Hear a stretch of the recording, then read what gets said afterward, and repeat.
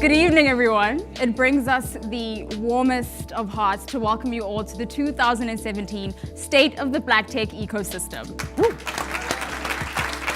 What's happening tonight is a lot of great speakers, a lot of great energy, a lot of great connection, and really a space where access and innovation and different resources are really coming together to paint a different story of what the future of technology should really be. What we want to challenge everyone tonight to do is to dream, to consider, to think about the possibilities if our community was able to better leverage the power of data to better tell our story and to be able to progress forward. I'm going to tell a quick story that wasn't really scripted here. I was at a dinner party back in September here in Chicago. Introduced to Lenny, and Lenny says, when I'm hiring somebody, I just try to hire the best person. I said, well, who's best? Well, the one with the most experience. I said, really? In my experience, I know a lot of people with tons of experience who are incompetent. He said, so all other things being equal, I should hire the woman or the minority. I said, no, I'm not saying that. Only you know what's going to work in your organization. But you should do it on the basis of their competency. And then he said something that was illuminating to me. He said, well, if I've got 5 white guys, and I got 1 African American and 1 Latino, I'm pretty comfortable that among the white guys, I'm gonna get the best one. But over here, if I've got the 1, how do I know that's the best one of a lot? So I went, poof. All my years as an executive recruiter, it never dawned on me that we weren't being even considered as part of the same lot. Data is as significant as you make it. It helps us to be predictive and analytical about where we've been and where we're heading. And I think that especially for people of color, when we look at the fact that we've been left out of so much, it allows us opportunity, again, to kind of track where we're heading and also where there's still need. If it's a Black company, it has to be quote unquote social enterprise, or it has to be doing a Black thing. People have low expectations, and when you meet them with, I'm doing computer vision for replacement parts, they're like, that doesn't fit what I think you should be doing.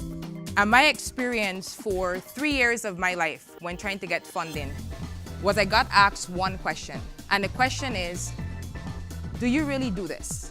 Why is it such a shock that people want to know, do I really do this? The good part of the story is that I eventually got funding after being turned down by every single bank in Atlanta. And what I came to realize is that the reason why I get asked this question is because apparently they've never seen anything that looked like me. We need to get into a space where we're not the anomaly. When I went to these banks, because I like data, so I kept digging, there was some assumption that because I was coming in as a Black female, I was simply playing in a smaller league. Has anybody had that experience? The 2 pictures at the bottom are extremely important. And so I'm pretty sure everyone in the room recognizes the first photo, and that's Trayvon Martin.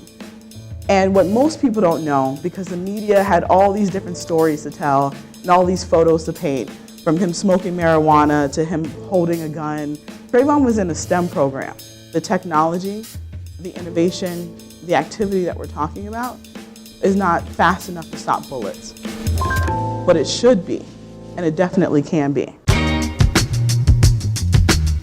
How do we get people in our community to start thinking of the fact of innovation and experience working together? What are the alternative ways to seek mentorship? How do you overcome those challenges? What other entry points are there for Black girls in tech? Where's the pipeline to plug them into you all? If we don't look at diversity data, if we don't diversify our organizations will ultimately fail. We think about how much better our economy became when women really entered the workforce. You think about how much better our economy became when we removed some of the barriers that exist from a segregation perspective. I'm hoping that there'll be more and more people who look like me on my side of the table, and that the difference in perspective that comes from that, the difference in network that hopefully generates a difference in access. Imagine if everybody in this room put $25, $100 together to start a company that launched here at Black Tech Mecca, how much money we could raise.